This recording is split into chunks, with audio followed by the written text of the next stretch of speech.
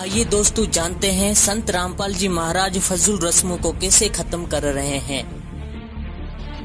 समाज में मौजूदा फजूल रस्मों के बारे में पढ़ते पढ़ते सैकड़ों साल गुजर गए, लेकिन इन समाज नाशक बुराइयों के खात्मे की कामयाबी हासिल नहीं हुई। वक्त वक्त पर सरकार और समाजी तंजीमों ने भी इन बुराइयों की रोकथाम के लिए अनेकों कोशिशें की, लेकिन कामयाबी हासिल नहीं हुई। दहेज, मृत्यु भोज जैसी गलत रस्में समाज के गरीब आदमी को मजीद गरीब बनाने वाले हैं। भूत प्रेत कुदरती आफतों से तो बचा जा सकता है, लेकिन राक्षस रूपी इन गलत रस्मों से बचना नामुमकिन है। इन बुराइयों से सिर्फ कबीर परमेश्वर की शिक्षाओं से ही बचा जा सकता है। यही वाहद और आसान हल है। एक लेवा एक देवा दूतम, कोई किसी का पिता न पूतम। ऋण संबंध जुड़ा एक ठाठा, अंत समय सब बारा बाटा। परमात्मा की नजर से कुछ भी नहीं छुपा है, जैसा करेगा वैसा भरना पड़ेगा। हर एक खानदान इसी तरह संस्कार की वजह से एक दूसरे से जुड़ा है। कोई पिछले जन्म का कर्ज उतारने के लिए जन्मा है, कोई पिछले जन्म का कर्ज लेने के लिए जन्मा है। मिसाल के तौर पर पिता ने बेटे को पढ़ाया, शादी से 2 दिन पहले बेटा हादसे में मारा गया। वो अपना कर्ज बाप से लेने आया था। बेटा जवान हुआ, काम करके गुजारा करने लगा। बाप बीमार हो गया, लाखों रुपए लगे, फजूल गए, मारा गया। ये बाप पिछले जन्म का कर्ज लेने आया था। लड़की की शादी के 2 साल बाद लड़की की मौत हो गई। बहुत दहेज दिया था वो दामाद, पिछले जन्म के कर्ज के बदले में लड़की भी ले गया और धन भी। मौजूदा वक्त में जो किसी के साथ धोखा करके धन हड़पते हैं, वो धन अगले जन्म में दामाद बनकर वसूलेगा। परमात्मा का अटल कानून है, अक्लमंद को इशारा काफी है। कबीर माया दासी संत की उबे दे आशीष, गलसी और लाथों छड़ी सुमर सुमर जगदीश।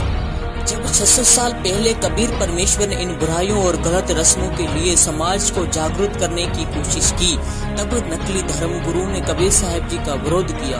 दहेज रूपी राक्षस का खात्मा कबीर ज्ञान से कबीर परमेश्वर ने किया। बताया कि कबीर मांगन मरण समान है, मत मांगो कोई भीख, मांगन से तो मरना भला, ये सदगुरु की सीख। मतलब मांगना मरने के बराबर है, किसी से भीख मत मांगो। सदगुरु कहते हैं कि मांगने से तो मर जाना बेहतर है, इसे किसी और से मत मांगो। समाज दुष्ट लोग भीख मांगकर रात को शराब और दूसरे नशे और अशियाएं इस्तेमाल करते हैं। करप्ट लोग रिश्वत मांगकर देश और अपने कर्मों के साथ धोखा करते हैं। नीच लोग दहेज मांगकर नाइंसाफी करते हैं। इसलिए परमेश्वर ने बताया कि मांगने से मरना भला। मतलब तमाम सोलियां दौलत से होती हैं। वो दौलत शास्त्रों के मुताबिक भक्ति करने वाले संत भगत की भक्ति का लाभ होने वाला, जिसकी हासिलात करना उसका मकसद नहीं, वो फिर भी लाजमी हासिल होता है, बाय प्रोडक्ट होता है। जैसे जिसने गेहूं की फसल बोई हो तो उसका मकसद गेहूं का अन्न हासिल करना है, लेकिन भुस यानी चारा भी जरूर हासिल होता है। चारा तूड़ा गेहूं के अन्न का बाय प्रोडक्ट है। इसी तरह सत्य साधना करने वाले को अपने आप धन माया मिलती है। साधिक उसको भोगता है, वो चरणों में पड़ी रहती है। यानी धन की कमी नहीं रहती, बल्कि जरूरत से ज्यादा मौजूद रहती है। परमेश्वर की भक्ति करके माया का भी आनंद परमात्मा के भगत हासिल करते हैं और पूर्ण मोक्ष भी हासिल करते हैं। मौजूदा वक्त में संत रामपाल जी महाराज जी पूर्ण परमात्मा कबीर परमेश्वर के अवतार रूप में आए हैं, जो परमेश्वर कबीर जी के ज्ञान से तमाम बुराइयों और फजूल रस्मों को जड़ से खात्मा कर रहे हैं।